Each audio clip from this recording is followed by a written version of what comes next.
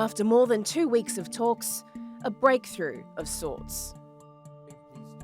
On Tuesday, the US Special Representative for Afghanistan Reconciliation, Zalmay Khalilzad, tweeted that conditions for peace have improved. It's clear all sides want to end the war.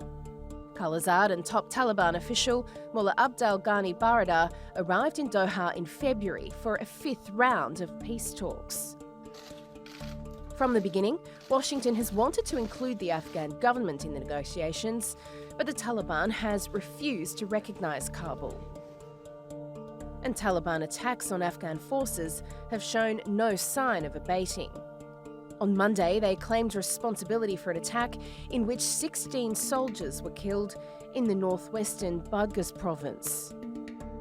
Earlier in the year, the US and Taliban representatives agreed that any peace deal would require agreement on 4 issues: troop withdrawal, counter-terrorism assurances, intra-Afghan dialogue, and a comprehensive ceasefire. On Tuesday, they reached a draft agreement on the first 2.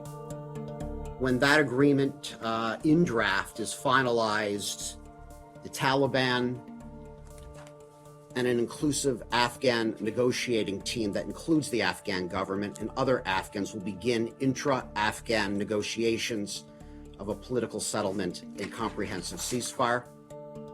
But Kabul still seems wary. Unless the Afghan government has direct negotiations with the Taliban, the Afghan people have the right to be concerned.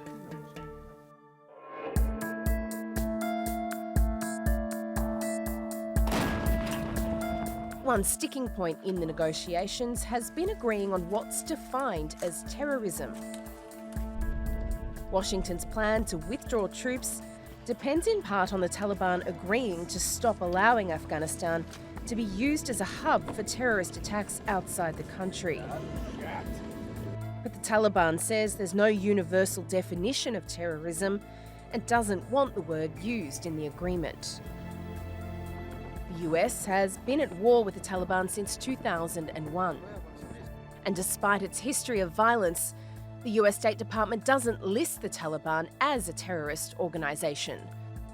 But Al-Qaeda, Daesh, and Tehrik-i-Taliban Pakistan are on the list.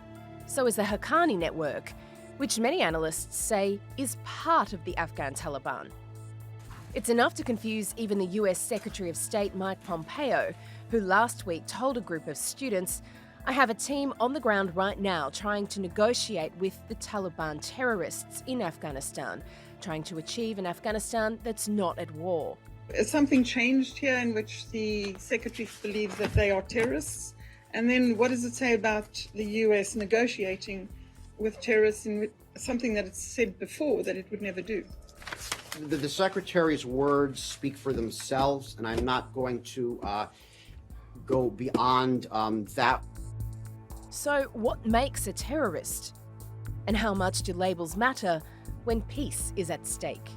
Denee Savoia, The Newsmakers.